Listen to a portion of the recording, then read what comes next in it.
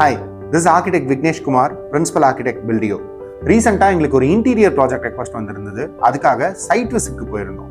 சைட்டில் போனால் ரொம்ப ஷாக்கிங்கான மிஸ்டேக்ஸ் எல்லாமே இருந்தது. இந்த கொடுத்துருக்க எலிவேஷனை பாருங்க, எக்ஸிக்யூட் ஆயிருக்க எலிவேஷன் பாருங்க. ஒரு எம்சிபி பாக்ஸை கூட எடுத்துக்கோங்க. எம்சிபியை மறைக்கிறதுக்காக இன்டீரியர்ஸ் கேட்பாங்க. எம்சிபியே கொணக்கமானக்கா இருக்கிறது இங்கே பாருங்க. வீட்டுக்குள்ள ஒரு காலம், அது எவ்வளோ கிராஸாக இருக்கு. வால்ஸ் 90 டிகிரியில் இருக்கணும், ஆனால் இது மோசமான ஒன்று ஒரு டிகிரியில் இருக்கு. இது எல்லாமே டைல்ஸோட லேஅவுட்டோட சேர்ந்து எப்படி மோசமா தெரியுதுன்னு நீங்க பாருங்க. பெட்ரூம்குள்ள வந்தீங்கன்னா போரோட ஆக்சஸே பெட்ரூம்ல இருந்து டைரக்டா இருக்கு.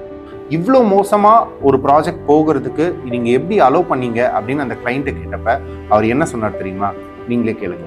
சார், தெரிஞ்ச பர்சன், ஒரே ஏரியா, நம்ம சிச்சுவேஷன் என்ன அப்படின்றத அவங்களுக்கு நல்லாவே தெரியும். இவங்க எவ்வளவு நாள் கழிச்சு இந்த வீடு பிளான் பண்ணிட்டான்னு எல்லாமே அவங்களுக்கு தெரியும் சார். அப்படிதான் அந்த ட்ரஸ்ட் பேசிஸ்ல தான் வீடு ஃபுல்லா கம்ப்ளீட் பண்றதுக்கு முன்னாடியே 90% ஆஃப் த அமௌண்ட் நம்ம கொடுத்துட்டோம். சரி, கட்டி கொடுப்பான், சரி நிறைய இடத்துல கட்டியிருக்கேன்னு சொல்றாங்களே, நாங்க எந்த சைட்டும் போய் விசிட் பண்ணல, ஆனா ஒரு நம்பிக்கையில கொடுத்தாரு. ஆனா என்ன ஃபைனலா ஆனது அப்படின்னு ரிலேஷன்ஷிப் போச்சு. நான் சைட்டை பாத்துக்குவேன்னு சொல்லிட்டு என்டையர் 1.5 வருஷம் டிராவல்ல முடிச்சு கொடுக்காத வீட்டுல அவன் 2 வாட்டி தான் சைட்டுக்கே பாத்துருப்பாப்ல. அதுவும் எமர்ஜென்சி. அப்படிதான் அவங்க பார்த்தாங்க. அதுக்கப்புறம் வந்ததே கிடையாது. அவங்க அப்பா தான் பார்த்தாரு. அவங்க அப்பாவுக்கு கன்ஸ்ட்ரக்ஷன் பத்தி ஒண்ணுமே தெரியாது.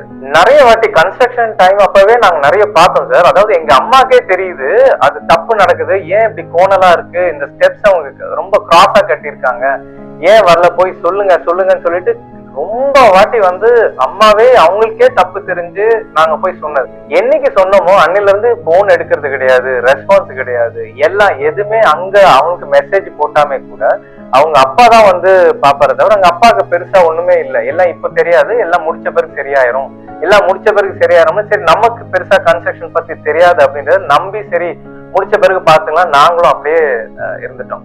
டைல் போடும் போதுதான் அவ்வளோ டைல் வேஸ்ட். பர்னிச்சர் போடும்போது தான் தெரிஞ்சு கார்னர் எவ்வளவு கிராஸா இருக்கு, ஒரு வாலே குறுக்கடா இருக்குன்றத எங்களுக்கு அதுக்கப்புறம் தான் தெரிஞ்சது சார். க்ளோஸ் டு ஒரு 60 lakhs 50 to 60 lakhs நாங்க செலவு பண்ணிட்டோம் சார். மேலேயே அது எக்ஸ்ட்ராவா ஆயிருச்சு. இது எப்படியே விட்டுற முடியாது, வீடு பார்க்க நல்லாவும் இருக்காது. அதனாலதான் சரி இன்டீரியர்லயாவது சரி பைசா போனா பரவாயில்ல, இன்டீரியர்லாவது நம்ம கரெக்ட் பண்ணலாம் அப்படின்னு சொல்லி தான் நான் உங்களுக்கு கால் பண்ணேன். நீங்க தான் பண்ண முடியுமா பாருங்க சார். இந்த மாதிரி சைட்ல பெரிய பெரிய தப்பு நடக்கிறதுக்கு யார் காரணம்னு தெரியுமா?